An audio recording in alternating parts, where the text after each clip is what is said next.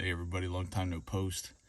I already fixed this problem, but I'm going to go ahead and take a video of what I did, what the issue was. Chevy Bolt 2017.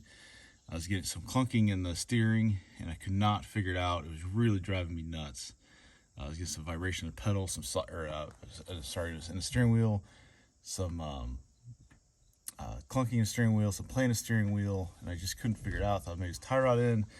Wasn't a tie rod in, thought maybe it was a steering rack. I was actually getting ready to drop the subframe to take the steering rack out, and somebody in my bolt group suggested, was my idea, I can't take credit for it, that these bolts can come loose on this coupler / U-joint. And so I checked the bottom one, and sure enough, you can see it moving. Whoops, stupid light.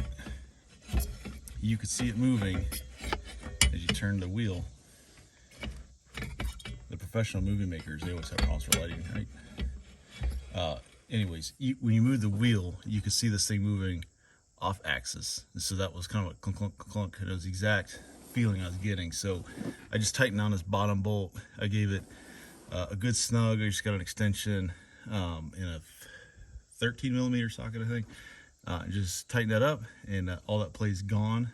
And now it seems like it's tight. So instead of replacing a rack, instead of replacing tie rod ends and all that before, if you have a clunky in your steering and your bolt, check this. Multiple people had this issue. I'm just making a quick video of it, just put on my channel. So is that bolt for me? Maybe both or one or the other, I'm not sure, but for me it was that bottom bolt was loose. So I just gave it a little snug, right as rain now. Thanks for watching.